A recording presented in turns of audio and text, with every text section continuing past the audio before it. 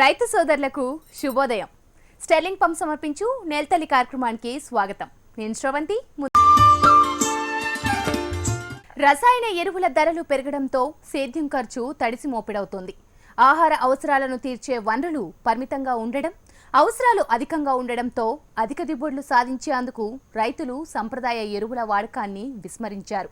ఈ నేపథ్యంలో నేల ఆరోగ్యం దెబ్బతిని సుస్థిర దిగుబడులపై ప్రభావం చూపుతున్నది. పర్యావరణ పరంగా అనేక అనర్థాలు ఎదురవుతున్నాయి. వీటన్నింటికీ పరిష్కారంగా కేంద్ర ప్రభుత్వం పరంపరాగత్ కృషి వికాస్ యోజన పథకాన్ని తీసుకువచ్చింది. పథకం అమలు చేసిన గ్రామంలో ఎలా ఉంటుందో ఓసారి చూద్దాం.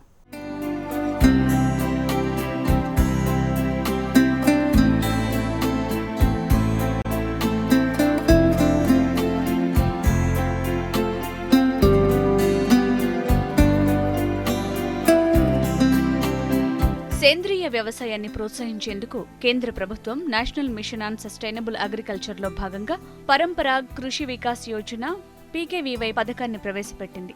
సుస్థిర వ్యవసాయం పర్యావరణానికి అనుకూలం, రసాయన అవశేషాలు లేని పంట ఉత్పత్తులు సాధించడమే లక్ష్యంగా ఈ పథకాన్ని రూపొందించారు.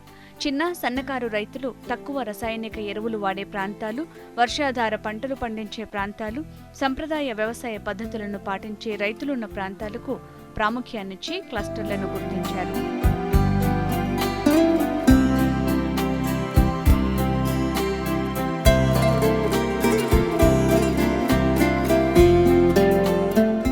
సేంద్రీయ వ్యవసాయ విధానం మన దేశానికి కొత్తేం కాకున్నా రసాయన వ్యవసాయాన్ని ప్రవేశపెట్టాక ఈ విధానం కనుమరుగైంది.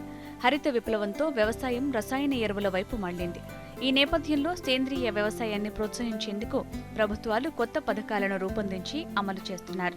పరంపరాగ్ కృషి వికాస్ యోజన పీకేవీవై పథకం ఇందులో ఒకటి.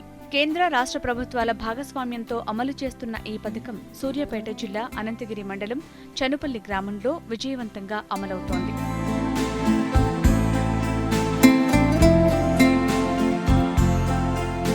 ఈ పంటకి డిమాండ్ ఉందని చెప్పి కోదాడ నుంచి ఒక మిల్లర్ వచ్చి మా దగ్గర కింటాకు ఒక 600-700 రూపాయలు ఎక్కువ పెట్టి కొనుగోలు చేసుకొని తీసుకెళ్లారు ధాన్యాన్ని. దానిలో భాగంగానే వడ్లు అయితే మనం మందులు లేకుండా తినగలుగుతున్నాం, కానీ మరి కూరగాయల్లో బాగా పొల్యూషన్ ఉంటుందని చెప్పి మా రైతులు కొంతమంది నాతో చెప్పారు. అయితే నువ్వు కూరగాయలు ఏమని అంటే నేను కూరగాయలు వేసాను. టమాటా, బీర, బెండ, దోస ఇవి ఒక ఎకరంలో వేసాను. అదొక మడి వేసాను. జనవరి నుంచి మార్చి ఏప్రిల్ వరకు ఆ ఎకరానికి 40,000 రూపాయల ఆదాయం వచ్చింది. ఆ తర్వాత బెండ, గోకర, బీర, దోస మళ్ళీ ఒక ఎకరంలో మార్చి మళ్ళీ వేసాను. మే నెల నుంచి జూలై నెల వరకు అందులో ఒక 35,000 ఆదాయం తీసుకున్నాను. అంటే మన ఫెర్టిలైజర్స్కి ఖర్చు లేకుండా, ఫెర్టిలైజర్ పెస్టిసైడ్ లేకుండా ఎట్లా పండుతాయంటే జీవామృతం, ఘనజీవామృతం, అగ్నాస్త్రం, నీమాస్త్రం, బ్రహ్మాస్త్రం ఇవి తయారు చేసుకొని ఆకుల కషాయాలు తయారు చేసి స్ప్రే చేయటం, జీవామృతాన్ని భూమిలో పోయటం, వీటి ద్వారానే పంట పండించాను. అయితే శ్రమతో కూడుకున్న పని, కానీ ఖర్చు తక్కువ ఉంటుంది, శ్రమ ఎక్కువగా ఉంటుంది. ఈ కూరగాయల పంటని నేను మార్కెట్ కాకుండా డోర్ టు డోర్ తిరిగి కోలార్లో డాక్టర్సు, లాయర్సు, అపార్ట్మెంట్లు, ఏడీఏలు, ఎండిఓలు, ఇట్లా ఎంఆర్ఓలు ఈ స్థాయి వ్యక్తులకి వీటిని డోర్ టు డోర్ తిరిగి అమ్మడం జరిగింది. అయితే మన మార్కెట్లో ఉన్న కూరగాయల కంటే కూడా ఇవి రేట్ ఎక్కువగా అమ్మినాను. వాళ్ళు కూడా బాగా సాటిస్ఫై అయ్యారు. ఎట్లా అంటే మీ కూరగాయలు రుచి ఉన్నాయని వాళ్ళు ఫోన్ చేసి తీసుకోవడం, రమ్మనడం, మరి కూరగాయల నిల్వ సామర్థ్యం కూడా ఎక్కువ ఉందని వాళ్ళు బాగా ప్రోత్సహించడం జరిగింది. దాంతో ఇక నేను కూరగాయలని కంటిన్యూ చేస్తూ ఉన్నాను.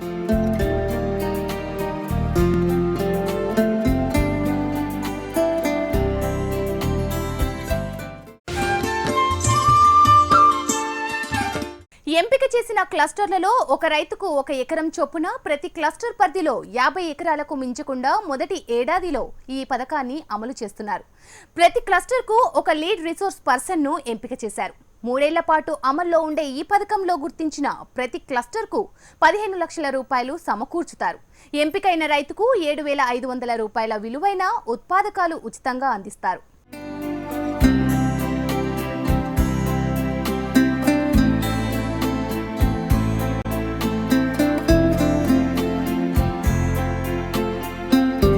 పథకం అమలు చేస్తున్న ప్రాంతాల్లో 3 స్థాయిల్లో శిక్షణ ఇస్తారు.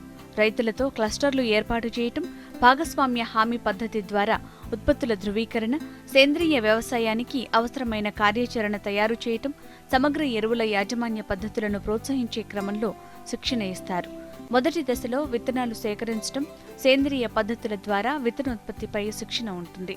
రెండో దశలో ఎరువులు, కంపోస్టు తయారు చేసుకునే విధానాలు, గట్ల మీద చెట్లు పెంచే పద్ధతులపై శిక్షణ ఇస్తారు. మూడో దశలో సేంద్రియ ఎరువులు, వర్మీ కంపోస్టు తయారు చేసుకోవటం, జీవ ఎరువులు, జీవన పురుగు మందులైన పంచగవ్య, బీజామృతం, జీవామృతం, జీవన ఎరువుల వాడకంలో భాగంగా విత్తన శుద్ధి, ఫర్టిగేషన్స్ ట్రైనింగ్ వంటి పద్ధతులపై శిక్షణ ఇస్తారు.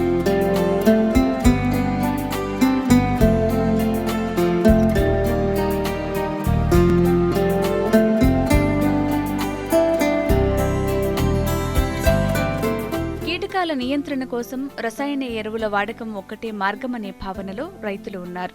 కీటక నాశనం కోసం వాడుతున్న విషపూరితాలు చల్లిన చోటే కాకుండా పరిసర ప్రాంతాల్లో ఉండే అన్ని జీవరాశులపై ప్రభావం చూపుతున్నాయి.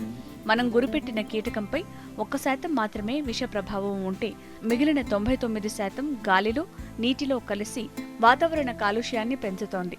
శత్రు కీటకాల్లో సామర్థ్య శక్తి పెరగటం, ప్రధానం కాని కీటకాలు విజృంభించడంతో విచ్చలవిడిగా కీటక పురుగుల మందులు వాడటంలో వ్యవసాయంలో ఖర్చులు పెరుగుతున్నాయి, లాభాలు తగ్గిపోతున్నాయి. మానవాళి ఆరోగ్యానికి హాని జరుగుతోంది. కానీ కీటకాలకు ప్రథమ శత్రువులు కీటకాలేనని, ప్రకృతి అన్ని రకాల జీవరాశులను శాసిస్తుందని, సమతుల్యతను నియంత్రిస్తుందని గుర్తించలేకపోవటమే వ్యవసాయంలో సంక్షోభాలకు, వైఫల్యాలకు కారణం. పరపరాగ్ కృషి వికాస్ యోజనలో భాగంగా సేంద్రియ వ్యవసాయం చేస్తున్న చనుపల్లి గ్రామ రైతులు భిన్న రకాలైన పంటలు పండిస్తున్నారు. మనం విషరహితమైన ఆహారం తింటాం. ఇదే పెద్ద లాభాల కోసమే కాక, లాభాలు వస్తున్నాయి ప్లస్ లాభాల కోసమే కాక ఈ మన రైతులు ప్రజలకు కూడా ఖచ్చితంగా విషరహిత ఆహారం అందిద్దామని పురుగు మందులు, రసాయనిక ఎరువులు వేయకుండా సేంద్రియ మందులు, చెరువు మట్టి, పెంట, కోళ్ళ ఎరువులు, ఇట్లా వేపపిండి, ఇట్లా ఫిల్టర్ మట్టి ఇట్లాంటివన్నీ వేసుకుంటా భూమిని బలంగా చేసి మా భూమిని కూడా చూడండి. అసలు ఇట్లా ఎర్రలో పెంట అనేది అసలు అవపడుతుంది. దీనికి ఉన్న గుణం అది. భూమి కూడా ఇట్లా మన స్పాంజ్ లెక్క తయారవుతుంది. అసలు ఇది మన వేరే భూమి, రాసాయనిక ఎరువుల భూమి అయితే ఖచ్చితంగా గట్టిగా ఉంటుంది భూమి, నేల. ఇదైతే అట్లా ఉంటుంది. మనం నడుస్తుంటే పరుపు మీద నడిచినంత ఎఫెక్ట్ ఉంటుంది అనమాట. అంత మెత్తగా లాన్ మీద నడిచినంత ఎఫెక్ట్ ఉంటుంది. భూమి మీద కూడా మంచి గుల్లపారి, నీళ్ళు కూడా చాలా తక్కువ. అసలు మేము వారం 10 రోజులకు ఒక తడి డ్రిప్ తోటి వేస్తుంటాం. నీళ్ళు కూడా చాలా తక్కువతోటి అయిపోతున్నాయి. పొలానికి కూడా అంతే, చాలా తక్కువ అనమాట. అసలు దాదాపు సగం నీళ్ళతోటి దాదాపుగా. మానవుని కన్నా పురుగులే ముందు పుట్టాయి. మనం వ్యవసాయం చేయటానికి ముందు నుంచి అవి ప్రకృతిలో ఉన్నాయి. వాటిని సమూలంగా నిర్మూలించటం అసాధ్యం. నిర్మూలించాల్సిన అవసరం కూడా లేదు. నియంత్రిస్తే చాలు. ఈ లక్ష్యంతో ప్రవేశపెడుతున్నదే పరంపరాగత్ కృషి వికాస యోజన. ప్రకృతిలోని మిత్ర పురుగులను రక్షించుకుంటే వ్యవసాయానికి శత్రు పురుగులను అవే నాశనం చేస్తాయని ప్రయోగాత్మకంగా చూపించేందుకే ఈ పథకాన్ని కేంద్ర, రాష్ట్ర ప్రభుత్వాలు అమలు చేస్తున్నాయి. ఎకరం ఒక గంటకి 20 బస్తాలు 25 బస్తాల వరకు దిగుబడి సాధించారు మా రైతులు. ఈ సంవత్సరం కూడా కరువు పరిస్థితుల దృష్ట్యా 20 నుండి 30 ఎకరాల వరకు మా గ్రామంలో సేంద్రీయ వ్యవసాయం చేయడం జరిగింది. ఇప్పుడు మళ్ళీ రబీలో కూడా 50 ఎకరాలతో పాటు, కష్టంలో ఉన్నటువంటి 50 ఎకరాలతో పాటు మళ్ళీ ఒక 50 ఎకరాలు సేంద్రీయ వ్యవసాయం చేయడానికి మా రైతులు సమాయత్తం అవుతున్నారు.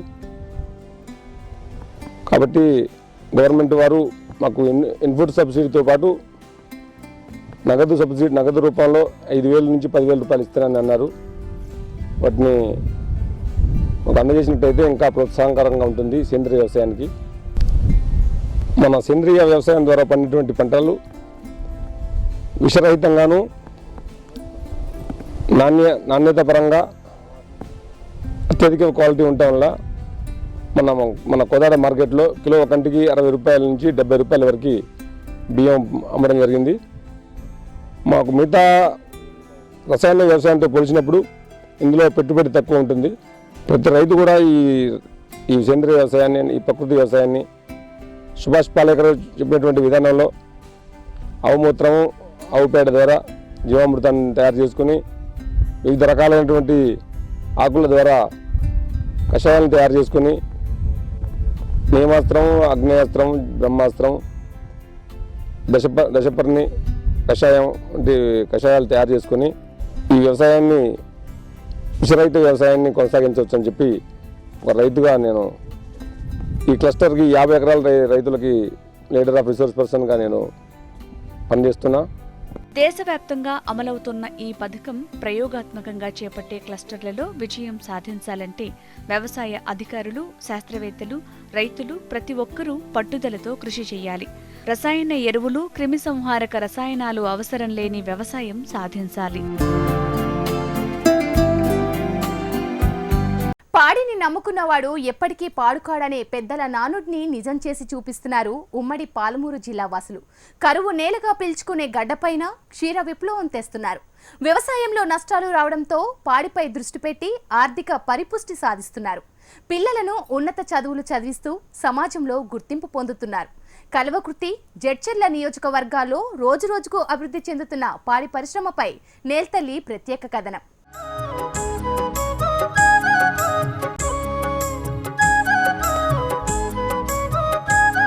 కరువు రక్కసిని చెండాడాడు.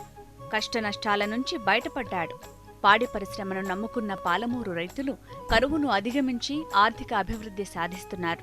నాగర్ కర్నూలు జిల్లా కల్వకుర్తి నియోజకవర్గంలో పంటల సాగు కంటే పాలు విక్రయించేవారు మాత్రమే కనిపిస్తారు.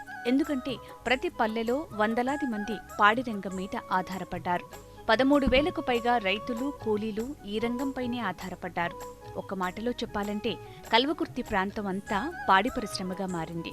కొన్నేళ్ల నుంచి పాల ఉత్పత్తికి కల్వకుర్తి పేరుగాంచింది.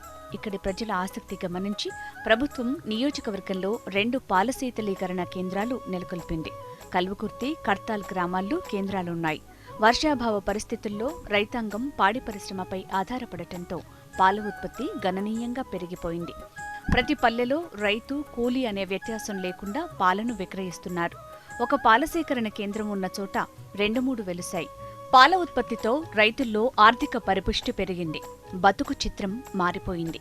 కరువును అధిగమించి ఆర్థికంగా అభివృద్ధి సాధిస్తున్నారు. కుటుంబాన్ని ముందుకు తీసుకుపోవటమే కాక పిల్లలను చక్కగా చదివించుకుంటున్నారు.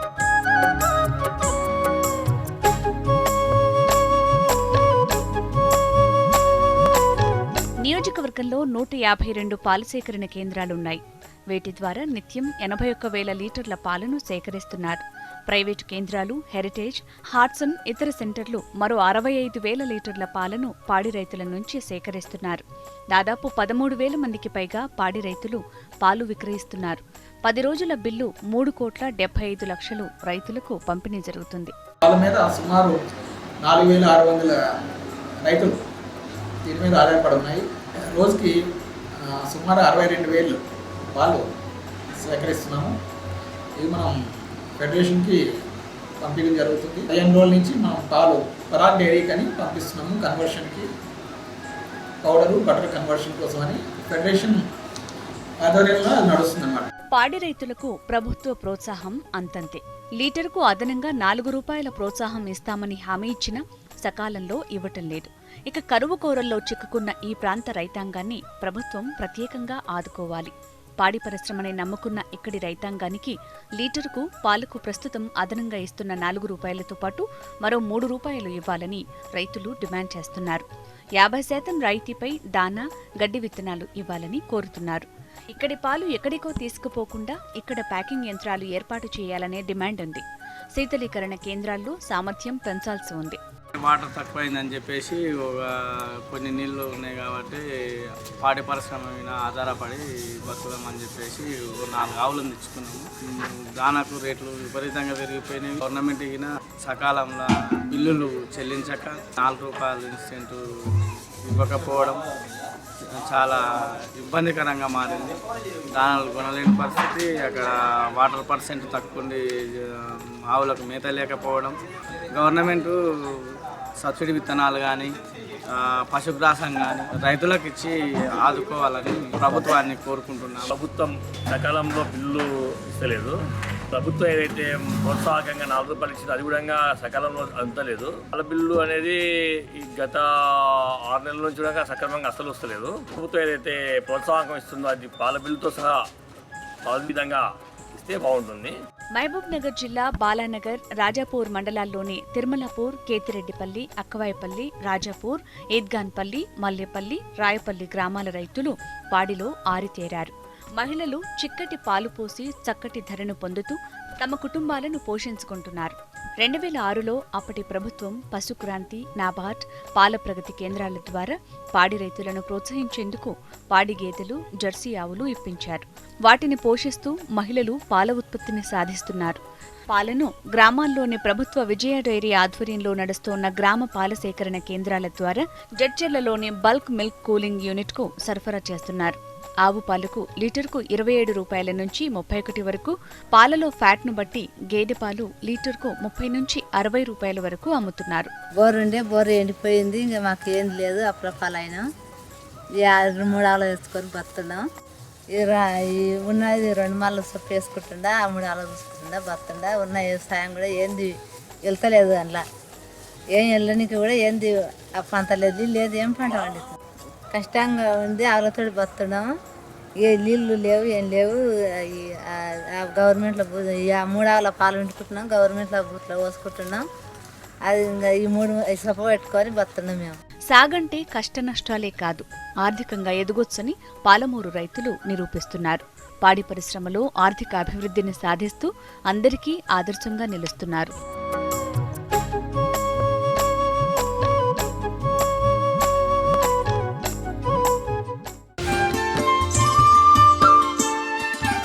ఎకరం పొలంతో ₹1,00,000 సంపాదించవచ్చా?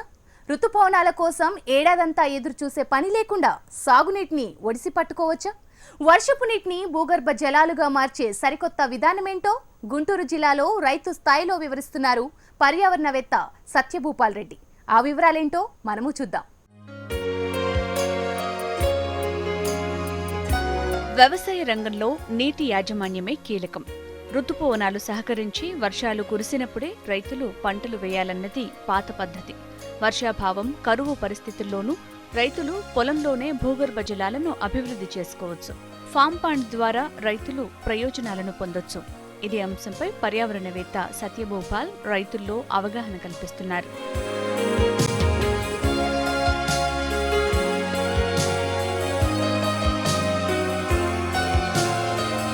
ప్రకాశం జిల్లాకు చెందిన సత్యభూపాల్ రెడ్డి పర్యావరణవేత్త. 40 ఏళ్లుగా సమగ్ర నీటి యాజమాన్యం మీద రైతులకు శిక్షణా తరగతులు నిర్వహిస్తున్నారు. తెలంగాణ, ఏపీలో 10,000 మంది రైతులకు నీటి యాజమాన్య పద్ధతులు వివరిస్తూ వాటిని ఆచరణలో పెడుతున్నారు.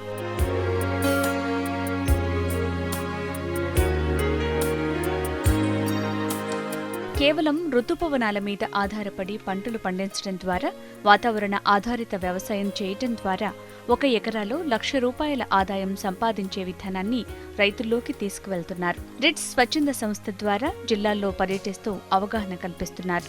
ఈ నేపథ్యంలో రైతు నేస్తం ఆధ్వర్యంలో గుంటూరు జిల్లాలో 50 మందికి పైగా రైతులకు ఉప్పు నీటిని మంచినీటిగా మార్చే విధానం, వర్షపు నీటిని పొలంలో ఇంకించడం ద్వారా ఉప్పు శాతాన్ని, నీళ్లలో ఉండే కఠిన జలత్వాన్ని ఏ విధంగా తగ్గించాలో వివరించారు.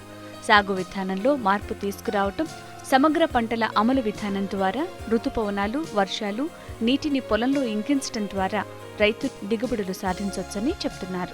ఇంతవరకు 10,000 మంది రైతులకి ఈ సమగ్ర నీటి యాజమాన్యాన్ని గురించి చెప్పడం జరిగింది. ఆచరణలో కూడా నేను స్వయంగా ముందు మా ఇంటి మీద నీటిని వాడుకునే విధానాన్ని అమలు చేసిన తర్వాత మాకున్నటువంటి 16 ఎకరాల పొలాన్ని కేవలం ఋతుపవనాల మీద ఆధారపడి పంటలను పండించడం ద్వారా, తర్వాత వాతావరణ ఆధారిత వ్యవసాయం ద్వారా 1 ఎకరాలో ₹1,00,000 సంపాదించే విధానాన్ని అమలు చేసిన తర్వాత మిగిలిన రైతులకు కూడా రిట్స్ అనే మా స్వచ్ఛంద సేవా సంస్థ ద్వారా వివిధ జిల్లాలు తిరిగి రైతులకు ఈ కార్యక్రమాలు చేపట్టడం జరిగింది. ఈరోజు రైతు నేస్తం ఆధ్వర్యంలో వెంకటేశ్వరరావు గారి పిలుపు మేరకు ఈ గ్రామంలో వచ్చినటువంటి ఈ 50 మంది రైతులకి ఇక్కడ ఉన్నటువంటి ఉప్పు నీటిని మంచినీరుగా మార్చేటువంటి విధానము, వర్షపు నీటిని పొలంలో ఇంకింపజేయటం ద్వారా ఉప్పు శాతాన్ని, తర్వాత నీళ్లలో ఉండేటువంటి కఠిన జలత్వాన్ని ఏ విధంగా తగ్గించాలనో వివరించడం జరిగింది. ప్రతి ఎకరాకు 10x10 ఫామ్ పాండ్ నిర్మించుకోవటం ద్వారా పాండ్లో పడిన వర్షపు నీటిని మనం భూగర్భ జలాలుగా మార్చుకోవచ్చని రైతులకు వివరిస్తున్నారు. ముఖ్యంగా జిల్లాలో వర్షాధారంగా వరి, మినుము, శనగ, జొన్న, పిల్లి పెసర, జీలుగ సాగు చేస్తున్నారు. ఇందులో భాగంగా రైతులు తమ అనుభవాలను పంచుకున్నారు. ఆంధ్ర రాష్ట్రంలో ఉన్నటువంటి ప్రతి రైతు తనకున్నటువంటి 1 ఎకరా పొలానికి 1 ఇంకుడు గుంత నిర్మించుకోవడం ద్వారా పడ్డటువంటి ప్రతి వర్షపు చుక్కని మనం భూమిలోకి పంపించడం ద్వారా భూగర్భ జలాలను పెంచడం ద్వారా మనం నీటిలో ఉన్నటువంటి కఠిన జలాన్ని తగ్గించుకోవచ్చు. ఆ శాతాన్ని తగ్గించడం ద్వారా మనం పంటలలో దిగుబడిని పెంచుకొని రైతు తన కాళ్ళ మీద తాను నిలబడి, రైతు ఒకప్పుడు అన్నదాతగా ఉండేవాడు, అలాంటి అన్నదాత మళ్ళీ మార్కెట్లో వచ్చేటువంటి మార్పులను ప్రభుత్వం కూడా సహాయం చేస్తే కనుక రైతు తన కాళ్ళ మీద తాను నిలబడగలుగుతాడు. ప్రతి రైతు తనకున్న ఎకరా పొలంలో 1 ఇంకుడు గుంతను నిర్మించడం ద్వారా కురిసిన ప్రతి వర్షపు చినుకును భూమిలోకి పంపించవచ్చు. దీని ద్వారా భూగర్భ జలాలను పెంచడమే కాకుండా నీటిలోని కఠిన జలాన్ని తగ్గించుకోవచ్చు. ఫలితంగా దిగుబడి పెంచుకోవచ్చు. రైతు లాభాలను సంపాదించవచ్చు.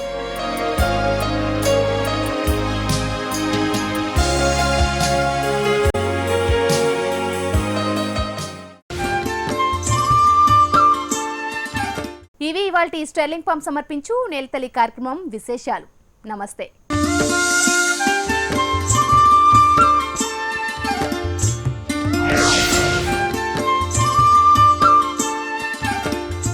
ఈ కార్యక్రమాన్ని